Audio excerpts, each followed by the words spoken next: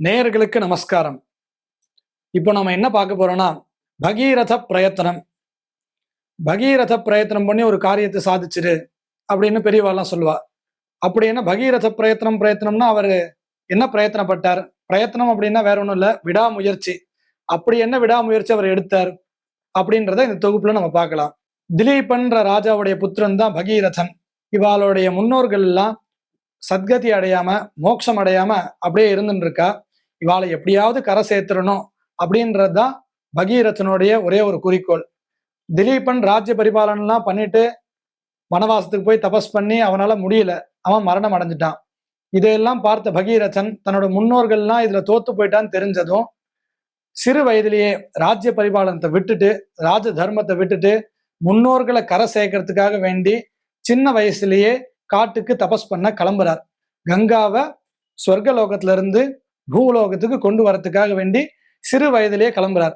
இதுல இருந்து நம்ம என்ன தெரிஞ்சுக்கணும் பார்த்தேலாம், அந்த ஒரு சிறு வயதிலேயே தான் முன்னோர்களை கரை சேர்க்கணும் அப்படின்ற ஒரு காரணத்துக்காக ராஜ்யத்தை விட்டுட்டு பகீரதன் வந்தார். இதை நம்ம நம்மளுடைய கர்மாக்களை எப்படி பண்ணணும்ன்றது இதுல இருந்து தெரிஞ்சுக்கணும். அந்த அளவுக்கு முன்னோர்களுக்கு செய்ய வேண்டிய காரியங்கள்ல ஒரு முக்கியத்துவம் இருக்கணும்ன்றது இதுல இருந்து நம்ம தெரிஞ்சுக்கணும். சரி, பகீரதன் எப்படி கங்காவை அங்கிருந்து கொண்டு வந்தார்? கங்காவுடைய ஆர்ஜின் அது எங்க? கங்கா எங்க இருந்து வரா? உடனே எல்லாரும் கங்கோத்ரின்னு சொல்லாதே. கங்கோத்ரி இப்ப நம்மளுக்கு தெரிஞ்சு கங்கா எங்க இருந்தா அப்படின்னு பார்க்கிறச்ச, கங்கா பிரம்மாவுடைய கமண்டலத்துக்குள்ள இருந்தாலாம். பிரம்மாவுடைய கமண்டலத்துல இருக்க நீருக்கு பெயர் கங்கா. அவ எப்படி சொர்க்கலோகம் வந்தா அப்படின்னு பார்த்தா, உங்க எல்லாருக்கும் நன்னா தெரியும், தசாவதாரத்துல வாமன அவதாரம். அந்த சமயத்துல மகாவிஷ்ணு ஒரு காலை அப்படி தூக்கி பிரம்மலோகத்தை ஒரு கால பிரம்மலோகத்து மேல வைப்பார். அந்த அவதாரத்துக்கு பேர் திருவிக்ரம அவதாரம், உலகளந்த பெருமாள் நம்ம எல்லாம் சொல்லுவோம். அப்படி மகாவிஷ்ணுடைய பாதமானது பிரம்மலோகத்துக்கு வரச்ச, பிரம்மா அதை பார்த்துட்டு இதை விட ஒரு நல்ல சந்தர்ப்பம் நம்மளுக்கு கிடைக்காது அப்படின்னு தன்னுடைய கமண்டலத்துல இருக்க ஜலத்தினால விஷ்ணுவோடைய பாதத்தை அலம்புவோம், அவருடைய பாதத்தை அலம்பி நம்ம புண்ணியத்தை சேர்த்துப்போம் அப்படின்னு பிரம்மாவுடைய கமண்டலத்துல இருந்து இந்த கங்கா ஜலத்தினால மகாவிஷ்ணுவோடைய பாதத்தை அலம்புறார். அப்ப மகாவிஷ்ணுவோடைய கட்ட விரல் மட்டும்தான் நனையறதான். அந்த அளவுக்கு தான் கங்கா இருந்தாலாம். அப்ப பாத்துக்கோங்க, கங்கா விஷ்ணுவோட பாதம் எவ்வளவு பெருசு, கங்கா எப்பேற்பட்டவ அப்படின்றத இதுல இருந்து நம்ம தெரிஞ்சுக்கணும்.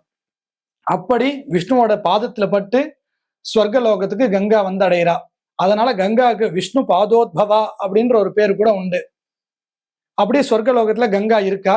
சொர்க்கலோகத்துல இருக்க கங்காவை எப்படியாவது பூலோகத்துக்கு கூட்டின்னு வரணும். இதுதான் பகீரதனுடைய கடமை. பகீரதன் என்ன பண்றாருன்னா, பிரம்மாவை நோக்கி தபஸ் பண்றார்.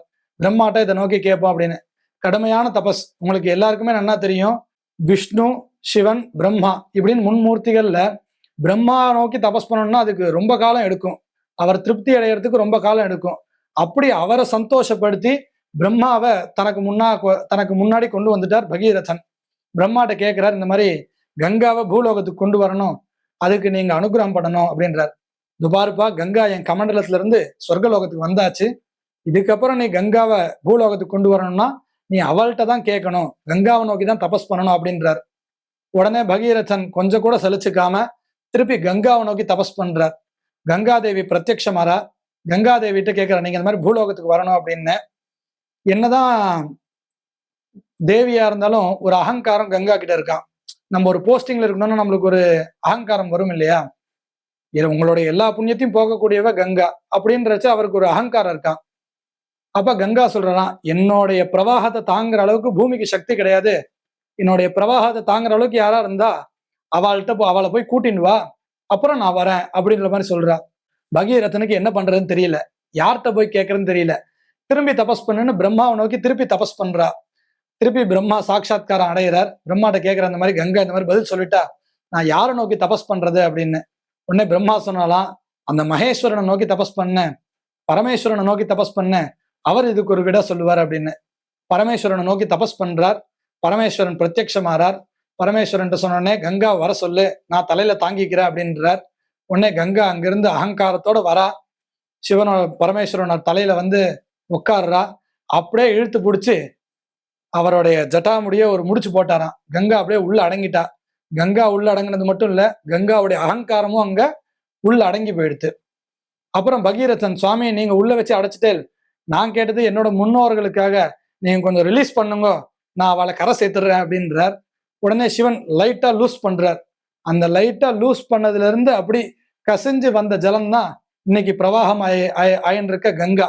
அப்படி பகீரதன் என்ன பண்றாருன்னா தன்னோட முன்னோர்களை அந்த கங்கா ஜலத்துல நனைக்கும்படியா செய்து, அப்படியே நாம் மட்டும் இந்த வச்சனம் இருக்கு இல்லையா, நாம் பெற்ற இன்பம் இந்த வையகமும் பெருக அப்படின்னு, அதன் போல கங்காவை அப்படி பாரத தேசத்துக்கு கூட்டின்னு வரார். பாரத தேசத்துக்கு கூட்டின்னு வர வழியில ஜன்னு மகரிஷி அப்படின்னு சொல்லிட்டு ஒரு மகரிஷியோட ஆசிரமம் இருக்கு. கங்கா அங்க வந்த உடனே தன்னோட ஆசிரமம் அழிஞ்சு போயிடும்னு ஜன்னு மகரிஷி என்ன பண்றாருன்னா கங்காவை அப்படி வாய் வழியா இழுத்து உள்ள வச்சுக்கிறார். உடனே பகீரதன் முன்னாடி போயிட்டே இருந்தார். இங்க கங்காவை காணாம பின்னாடி திரும்பி பார்க்க ஜன்னு மகரிஷி வாயில வாங்கிட்டார். உடனே மகரிஷி இந்த மாதிரி கங்காவை கொஞ்சம் இது பண்ணி விடுங்க, நம்ம மக்கள்லாம் க்ஷேமம் அடையணும், எல்லாருக்கும் இது போய் சேரணும் அப்படின்னு ஜன்னு மகரிஷிட்ட கேட்க, அந்த ஜன்னு மகரிஷி தன் காது வழியா கங்கா வெளில விட்டாராம். அதனால்தான் கங்காக்கு ஜாஹ்னவி அப்படின்ற ஒரு பேரும் வருது. கங்கா அப்படியே நம்ம பாரத தேசத்துக்கு வந்து சமுத்திரத்துல போய் கடக்கிறா. இந்த 3 லோகங்களையும் சஞ்சரிக்கிறதுனால கங்காக்கு திரிபத காமினி அப்படின்ற ஒரு பேரும் வருது. பகீரத பிரயத்தனம் அப்படின்றத ஏன் இவ்வளவு பெருசா சொல்றான்றத இதுல இருந்தே நம்ம தெரிஞ்சுக்கலாம். பிரயத்தனம் அப்படின்னு ஒண்ணு எடுத்தா அது சுயநலம் மட்டும் கருதி இருக்கக்கூடாது, அதுல பொதுநலமும் அடங்கி இருக்கணும். பகீரதனோட பிரயத்தனம் அவருடைய முன்னோர்களை மட்டும் கரை சேர்க்கல, இப்ப இருக்கக்கூடிய நம்மோட முன்னோர்களையும் கரை சேர்க்கிறதுக்கு ஒரு வழியா இருக்கு. அதனாலதான் பகீரத பிரயத்தனம் அப்படின்றது ரொம்ப உத்தமமான ஒரு விஷயமா சொல்லப்படுறது. பிரயத்தனப்பட்டா பகீரதன் மாதிரி பிரயத்தனம் பண்ணணும், அப்படி ஒரு விடாமுயற்சி இருக்கணும்னு பெரியவர்கள் எல்லாம் சொல்றதுக்கு காரணம் இதுதான். நமஸ்காரம்.